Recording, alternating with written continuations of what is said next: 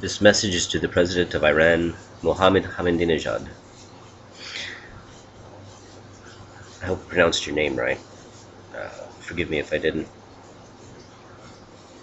I would like to say that I would like you to think about a few things. Now, we all have our differences, of course, in whichever country we are. We do things differently. In most places, not everything is the same. If it were, it would be pretty bland, pretty boring. Think for a moment what you're considering by building nuclear capabilities, whether it be for war or if it be for energy. Look at the world around you who uses nuclear energy. Look at the problems that there are with it. Nuclear disposal of the waste is not foolproof, and there's no actual clean way of disposing of it. Usually we put it into large drums into warehouses, or we bury it, and it's nasty. It's not something that's going to go away in a few years. It will stick around for hundreds, if not thousands of years. And think of all the things that have been going on around the world using nuclear technology. Nuclear power plants failing, leaking. Look at Chernobyl, for example. Chernobyl and Fukushima. Look how devastating those are. And who knows what's going on with Fukushima right now. I mean, it could be leaking radiation to cover the entire Earth. There are 4 reactors there that are unstable. That's twice as much as Chernobyl. Look at those problems. Would you want that on your people if such a thing were to happen in your country? Your entire country could be irradiated from a meltdown or any catastrophe of that proportion. Think about what you're using it for. And if you're going to use it for war, what good would that be? The first missile you launch, other countries are going to launch too, and there will be no positive outcome from that. It will only take a fraction of 1,000 missiles to send us into a nuclear winter, and then no one would win. Your people would die, our people would die, everyone would die, and there would be no chance for any country to survive. Think about that for an instance. Now, think if you went another way, a greener way. What if you became a leader in solar energy? It's possible. I would even suggest that solar energy be something that you should look at on. Don't be like the United States, using every piece of technology that could be used for peace, for war. Use it for peace. Try and get your people to think about peace and the benefits of peace.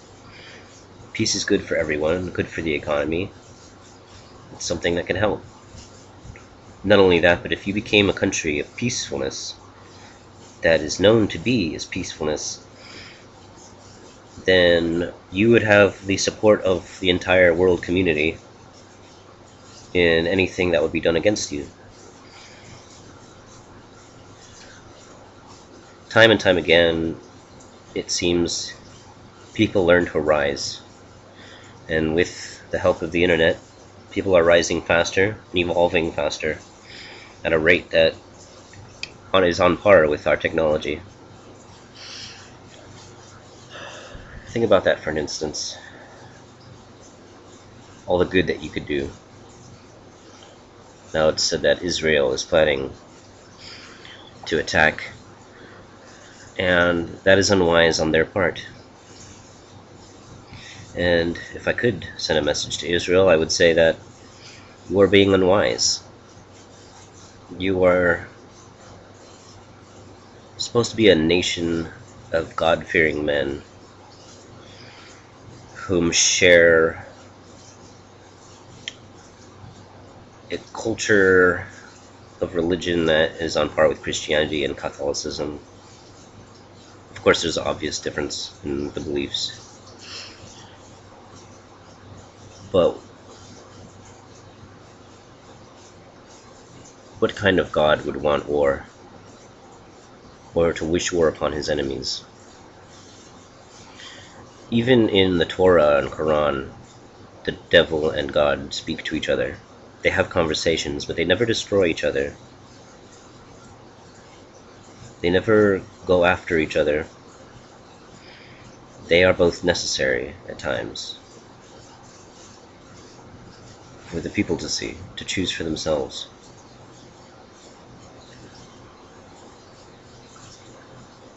Think about what you're doing. Think about the things that you're going to cause from this. Do you not care about your people? And I know you would say, yes, we do, that's why we're going to attack Iran. No, you obviously don't care about your people if you're going to start war. Any country that starts war doesn't care about its people, because they don't care about what happens to the soldiers. Only that the soldiers are used for foreign policy. Look at Henry Kissinger. Soldiers are just mindless drones for foreign policy. How mindless is that? He's not a smart man, he's just a good talker. He negotiates well. Think about what both of your countries could benefit from. There are just 1,001 ways that we could work together in many, many terms. Why start war? Why go to those lengths to destroy everything? Everything that we worked so hard to accomplish, to build. Imagine if Iran and Israel came to peace with each other. What an example it would set for the rest of the world. Imagine if your people came together in an agreement to help each other, using green technology, ending wars. Imagine if all those Middle East countries could come together and learn to work together to help each other, ending that 1,000-year reign of violence and instability in that region. It could happen. It's possible. No one knows what the future will bring. And if the world were to end, wouldn't it be best to leave this world in peace? Think about what your decisions are within the next few months. This may be your only chance to make a good decision, one that counts. I am just a person, a soul, a spirit, nothing more. I'm no more human than the flesh and bone that are a part of me. But we are all something else. We are a light. We are all a light. We must learn to embrace it. President of Iran, look to the light. Look to the light of your people. And help your people to be wise. Don't be like other countries where fame is smart and smart is square. Embrace knowledge. Embrace love. This may be our only chance to set things right before it is all taken away from us. If you were an old man and you were on your deathbed, would you want there to be hate and malice between your families before you left? Would you want them to be at war with each other? Look at the president of Cuba, Fidel Castro, or former dictator. He recently came out and said that what good is war? What good is a nuclear war if it will destroy all humanity? All the hope. And he is a man who has reached an age where he is almost at the door. And he wants peace. He has lived a life of war, a life of hate. of violence. Now that he is almost out, he wishes peace, and it is the same of every man, woman, and child. They only wish to see peace before they die. So at least once in their life, they knew what it was. They knew what it was like. Don't let the world come to war. And this message is for all countries, for all people. To those places in those regions, the message is for you. Don't let the world come to war. Go back to your former self.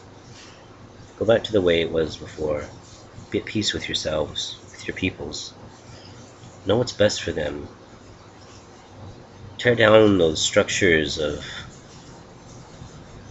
pollution and hate. We can save our world. We can work together. I imagine that one day humans will be intelligent animals, intelligent creatures, intelligent people, intelligent souls, that one day will rise up in consciousness and know what wisdom really is. We have but a short time in this life.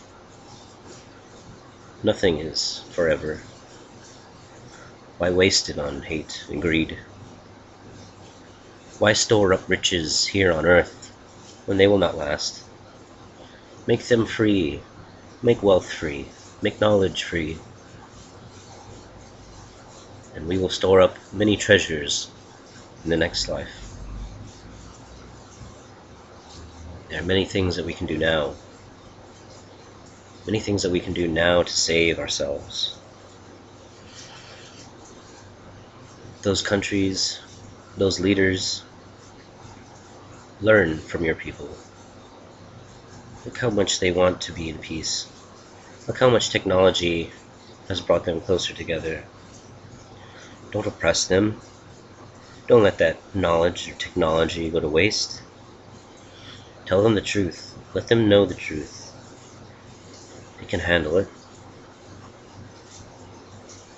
We cannot stand to be deceived any longer. We must come together in peace, in prosperity. Don't start another war. It will be the last one. Never again will it ever happen, not on this planet, or this side of our galaxy. But if we can learn to come to peace, well, it definitely may have a chance. A chance at seeing a new way, going into a new world. Be open with yourselves. Be open with the world. Live in peace. Don't let it come to war. All countries should come together and unite in the name of peace, in the name of love. I have a deep respect for many religions, all religions, and they should be able to work together, regardless of their beliefs, regardless of who they pray to. That should be personal. God, you should have a personal relationship with God, and it should be yours, because remember, salvation is for you. Don't worry what other people think. It's their own opinion, but it is also up to them what they believe. It should not be pushed on to others or forced upon, for then we are no better than those who make war.